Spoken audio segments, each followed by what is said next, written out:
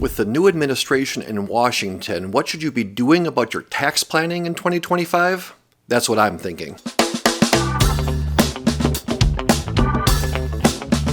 Hey, before we jump into 2025 tax planning, I want to remind everybody, hit that subscribe button. If you're watching this on YouTube, that'll help us, other people find this information and spread the what I'm thinking word. With that, I'll jump into, tax planning 2025. Earlier this week, right, we had a new administration take charge in Washington, and lots of conversations, at least in my world, about the tax implications from a tax planning standpoint and what changes may or may not happen here in 2025. And of course, at the end of the day, it's like, what do we do? What action should we be taking here as you think about the Trump administration and tax planning? And, this reminds me a little bit. I go back 4.5 years ago when the Biden administration took over, and there was lots of conversations, if you remember back then, about estate tax reform, lowering the estate exemption limits, causing many more of us to be subject to estate taxes. That's what Biden campaigned on as the Democrats took over, right, in Congress and in the White House, just like the Republicans are today. Lots of conversations, hey, this is what he said he was going to do, and we need to take action, so we're ready for it, right? Obviously, that never came to fruition. When's the last time you've heard about estate tax reform, right? And so I think about that, and in relationship to what we're hearing now that, again, the Republicans have control of both houses of Congress and control of the White House, what's going to happen going forward? And before we get too far, I want to remind everybody that if Congress does nothing this year, the tax law will change at the end of the year, right? The Tax Cuts and Jobs Act expires December 31st of 2025. So one of the things that might happen is Congress does nothing, but our tax law changes, goes back to the old regime, right?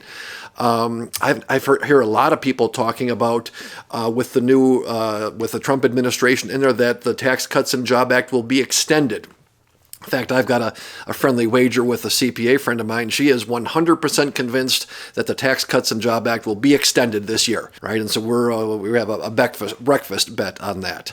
I think it's certainly a lot more likely that the current tax law gets extended now that the Republicans are in charge of everything than maybe 6 months ago, but I think it's far from a guarantee. And I'm not making any plans. I'm not recommending that you make any plans based on the current law continuing, right? We know what the tax law is today in 2025. If you like what the tax rates are, you like the provisions, take actions based on this. Don't push things off to the future, assuming this is going to continue, right? There's a lot of conversations about, most of the Tax Cuts and Jobs Act being extended, but things like the state and local tax caps being lifted, things like no taxes being applied to Social Security, to tip income, right, to overtime income. Those would be material changes to the law, so it wouldn't be the exact same thing extending. Similar thing, perhaps, right? I'd give it 60 or 70% chance that we see the same or very similar tax law being in place next year in 2026, right? Probably a 20% chance something completely different, and I think it's a very low chance, but still not a zero chance that they just let this tax cut expire, and they can say in Washington, hey, we didn't raise taxes, right? It was that previous administration, the previous people that were in Congress. Of course, Trump is in the same administration, right?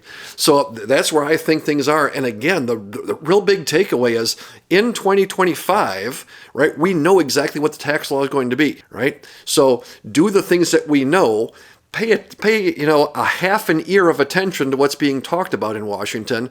Once it gets to be passed, maybe passing in one of the houses, right? Maybe it goes to the Senate, and the Senate says, hey, we're going to be in position to pass this. Maybe then I'll start paying attention a little more closely. And then once the president signs it, then it's time to take action, right? So be aware, but don't take any action until we know what's going to happen. And again, this year, 2025, we know what the law is.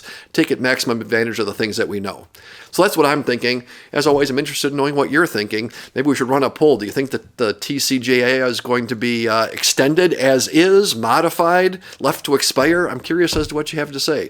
So jot a comment in the comment box, and as always, thanks for watching.